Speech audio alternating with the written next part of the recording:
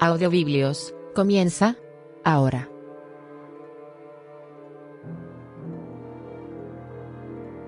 Capítulo 1. Cayendo por la madriguera.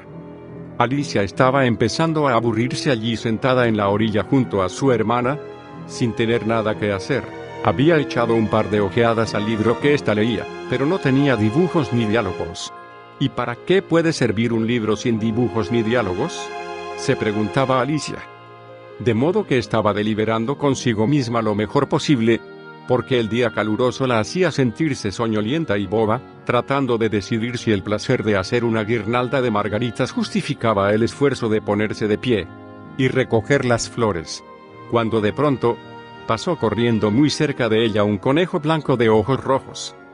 Eso no tenía nada de demasiado particular, y tampoco le pareció demasiado desacostumbrado a Alicia que el conejo se dijese: «Ay, ay, ay, que llego tarde». Fue solo mucho después, cuando volvió a pensar en eso, que se le ocurrió que habría debido desconcertarse. En ese momento le pareció bastante natural. Pero cuando el conejo sacó un reloj del bolsillo del chaleco, nada menos, lo miró y después apuró el paso. Alicia se puso de pie de un salto porque de golpe se le cruzó por la mente que jamás había visto antes a un conejo con bolsillo de chaleco ni con reloj para sacar de ese bolsillo, y ardiendo de curiosidad, corrió por el campo en su persecución, y llegó justo a tiempo para verlo desaparecer por una gran madriguera que había debajo del cerco. Un instante después iba Alicia tras de él, sin pensar ni por un momento cómo se las iba a ingeniar para volver a salir. La madriguera se prolongaba primero en línea recta, como un túnel, y luego se hundía de pronto, tan de pronto que Alicia no había tenido siquiera tiempo de empezar a pensar en detenerse cuando ya se encontró cayendo en lo que parecía ser un pozo muy profundo. Una de dos: o el pozo era muy profundo, o ella caía muy lentamente, porque mientras caía tuvo todo el tiempo del mundo para mirar a su alrededor, y para preguntarse qué pasaría después. Primero trató de mirar hacia abajo y de averiguar hacia dónde se dirigía, pero estaba demasiado oscuro para ver nada. Después miró las paredes del pozo y notó que estaban atestadas de armarios y bibliotecas. De tanto en tanto había mapas y cuadros colgados de clavos. Recogió al pasar un tarro de uno de los estantes. La etiqueta decía mermelada de naranjas, pero, para gran desilusión suya, estaba vacío. No quiso dejarlo caer por miedo de matar a alguien allá abajo, así que se las arregló para colocarlo en uno de los armarios que iban desfilando en su caída. Bueno, pensó Alicia para sus adentros, después de una caída como esta, me va a parecer un chiste bajar rodando por las escaleras. ¡Qué valiente voy a parecerles a todos en casa! Mas todavía no haría el menor comentario ni aunque me cayese del techo de la casa. Lo que no dejaba de ser muy probablemente cierto. Abajo, abajo, abajo. ¿No iba a terminar nunca esa caída? Me pregunto cuántas millas habré caído ya. Dijo en voz alta. Debo de andar cerca del centro de la Tierra. Veamos un poco, eso serían unas 4000 millas de profundidad, me parece. Porque como bien se ve, Alicia había aprendido muchas cosas de este tipo en las clases de la escuela, y aunque no era esa una oportunidad demasiado adecuada para hacer ostentación de sus conocimientos, ya que no había nadie para escucharla, repetir las lecciones no dejaba de ser un ejercicio muy útil. Sí, creo que es esa más o menos la distancia, pero entonces me pregunto a qué latitud o longitud habré llegado. Alicia no tenía la más remota idea de qué significaban latitud y longitud, pero consideraba que esas palabras sonaban encantadoramente imponentes. Pronto volvió a empezar. Me pregunto si no terminaré por traspasar toda la tierra. Qué cómico sería aparecerme en medio de esa gente que camina de cabeza. Los antipáticos, o algo así. Se alegró bastante de que no hubiese nadie escuchando esta vez, porque esa palabra no le sonaba para nada. Pero voy a tener que preguntarles el nombre del país, claro está. Por favor, señora, ¿estamos en Nueva Zelanda o en Australia? Y trató de hacer una reverencia mientras hablaba. ¿Qué les parece, haciendo reverencias mientras uno se está cayendo en el vacío? ¿Ustedes serían capaces? ¿Y qué nena ignorante les voy a parecer cuando haga esa pregunta? No me parece que preguntar sea lo más adecuado. En una de esas lo veo escrito en algún sitio. Abajo, abajo, abajo. No había ninguna otra cosa que hacer, así que Alicia no tardó en ponerse a hablar nuevamente. Dina. Me va a extrañar mucho esta noche, me parece. Dina era la gata. Espero que se acuerden de su platito de leche a la hora del té. Ay, Dina querida. Ojalá estuvieses aquí abajo conmigo. Me temo que no hay ratones en el aire, pero podías cazar un murciélago, y los murciélagos se parecen mucho a los ratones. ¿Sabías? Pero no estoy tan segura de que los gatos coman murciélagos. Aquí Alicia empezó a adormilarse un poco y siguió diciéndose como entre sueños: ¿comen murciélagos los gatos? ¿Comen murciélagos los gatos? ¿Y a veces, comen gatos los murciélagos? ¿Saben por qué? Como no podía responder a ninguna de las dos preguntas, no importaba demasiado el modo en que las formulase. Tuvo la sensación de que se estaba adormeciendo y apenas había empezado a soñar que estaba caminando de la mano con Dina y preguntándole con gran ansiedad: «Quiero que me digas la verdad, Dina, ¿te comiste alguna vez un murciélago?». Cuando de pronto, ¡pof, pof!, aterrizó en un montón de ramas y hojas secas y terminó la caída. Alicia no se había lastimado en absoluto y enseguida se puso de pie de un salto. Levantó los ojos, pero arriba estaba todo muy oscuro. Delante de ella se extendía otro largo pasillo, por el que aún podía divisarse al conejo blanco que se alejaba apurado. No había ni un momento que perder. Allá se precipitó Alicia, rápida como el viento, y llegó justo a tiempo para oírle decir mientras doblaba un recodo: «Por mis orejas y mis bigotes. ¡Qué tarde se me está haciendo!».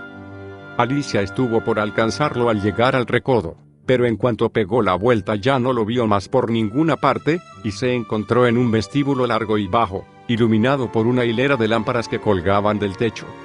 El vestíbulo estaba rodeado de puertas, pero todas estaban cerradas, y, después de recorrerlas una por una, de la primera a la última, para ver si alguna se abría, Alicia volvió tristemente al centro del vestíbulo, preguntándose cómo iba a hacer para salir de allí. De pronto se encontró con una mesita de 3 patas, toda de vidrio macizo. No había en ella más que una diminuta llavecita dorada, y la primera idea que se le cruzó a Alicia por la cabeza fue la de que esa llavecita podía corresponder a alguna de las puertas del vestíbulo. Pero qué pena, o bien las cerraduras eran demasiado grandes o la llave demasiado pequeña. Lo cierto es que no podía abrir ninguna de esas puertas. Sin embargo, en su segunda recorrida se tropezó con una cortina baja que no había visto antes, y detrás de ella encontró una puertita de unas 15 pulgadas de alto. Alicia probó la llavecita dorada y, para su gran alegría, entraba en la cerradura. Abrió la puerta y vio que daba a un pasillito apenas más amplio que una ratonera. Se agachó y allá al fondo, del otro lado del pasillo, estaba el más hermoso jardín que Alicia hubiese visto nunca. Qué ganas tenía de escaparse de ese vestíbulo oscuro y pasearse por esos macizos de flores refulgentes y por esas frescas fuentes. Pero ni siquiera podía pasar la cabeza por el vano. Y aunque pudiese pasar la cabeza, pensó la pobre Alicia, de poco me serviría sin los hombros. ¡Ay! Cómo me gustaría plegarme como un telescopio. Creo que podría hacerlo si tan solo supiese cómo empezar. Porque, como ustedes comprenderán, eran tantas las cosas desacostumbradas que le habían sucedido a Alicia últimamente, que había empezado a pensar que eran pocas las realmente imposibles. Parecía inútil quedarse esperando junto a la puertita, de modo que volvió a la mesa, con la secreta esperanza de encontrar alguna otra llave, o al menos un manual con instrucciones para plegar gente como si fuesen telescopios. Esta vez encontró una botellita que estoy segura de que no estaba allí antes. Dijo Alicia, con una etiqueta colgada del cuello y la palabra «Bébeme», primorosamente impresa, con grandes caracteres. Estaba muy bien eso de decir «bébeme», pero la prudente Alicia no iba a obedecer así como así. «No, primero voy a mirar bien», dijo, para ver si no dice veneno. Porque Alicia conocía muchos simpáticos cuentitos acerca de niños que habían resultado quemados, devorados por animales salvajes, y otras cosas desagradables solo porque no habían querido acordarse de los sencillos preceptos que les habían enseñado sus amigos, como que si uno sostiene demasiado rato con la mano un atizador al rojo vivo acaba por quemarse, y que si uno se hace un tajo muy profundo en el dedo con un cuchillo casi seguro que sangra. Y otra cosa que Alicia siempre había tenido presente era eso de que si uno bebe demasiado de una botella que dice veneno, lo más probable es que a la larga le caiga pesado. Sin embargo, esta botella no decía veneno, así que Alicia se atrevió a probar y como le sintió muy rico gusto en realidad, un sabor combinado de tarta de cerezas, flan, ananá, pavo asado, almíbar y tostada caliente con manteca. Enseguida lo terminó. «Qué rara me siento», dijo Alicia. «Debo de estar plegándome como un telescopio». Y así era nomás. Ahora no medía más que 10 pulgadas y la cara se le iluminó cuando pensó que tenía el tamaño exacto para pasar por la puertita y llegar al precioso jardín. Sin embargo, primero esperó unos minutos más para ver si seguía encogiéndose. Se sentía un poco nerviosa cuando pensaba en esa posibilidad. «Porque podría terminar por apagarme del todo, como una vela», se decía Alicia. «¿Y qué aspecto tendría yo entonces? Eso querría saber». Y trató de preguntarse qué aspecto tenía la llama de una vela apagada, porque no podía recordar haber visto jamás nada semejante. Después de un tiempo, cuando vio que nada nuevo sucedía, decidió irse derechito al jardín, pero pobre Alicia, qué pena. Cuando llegó a la puerta notó que se había olvidado la llavecita, y cuando volvió a la mesa para buscarla se dio cuenta de que de ningún modo podía alcanzarla.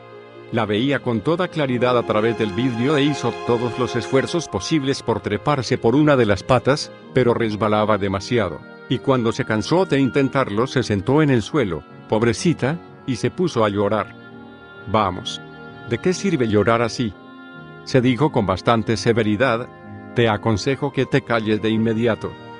Por lo general Alicia se daba muy buenos consejos, aunque rara vez los seguía, y a veces se reprendía con tanto rigor que se hacía llenar los ojos de lágrimas, y recordaba haber tratado de darse una bofetada un día, por haberse hecho trampa en un juego de croquet que jugaba contra ella misma, porque esta peculiar criatura encontraba un placer especial en simular ser 2 personas a la vez. «Pero ahora no me sirve de nada simular ser 2 personas», pensó la pobre Alicia, «si apenas quedó lo bastante de mí como para armar una sola persona como es debido». Muy pronto sus ojos tropezaron con una cajita de vidrio que había debajo de la mesa. La abrió y encontró en su interior un bizcocho diminuto con la palabra «cómeme», escrita con pasas de uva. «Bueno, lo voy a comer», dijo Alicia, «y si me hace crecer voy a alcanzar la llave, y si me hace todavía más chiquita podré arrastrarme por debajo de la puerta. De cualquier modo voy a llegar al jardín y no me importa lo que pase». Comió un bocadito y se dijo con ansiedad: «¿Hacia dónde? ¿Hacia dónde?». Mientras sostenía la mano por encima de la cabeza para controlar si crecía, y se sorprendió bastante cuando notó que seguía estando del mismo tamaño. No cabe duda de que eso es lo que sucede por lo general cuando uno come bizcochos, pero Alicia se había acostumbrado tanto a esperar solo cosas desacostumbradas, que le parecía bastante tonto y aburrido que la vida siguiese su curso vulgar. De modo que puso manos a la obra y muy pronto terminó el bizcocho.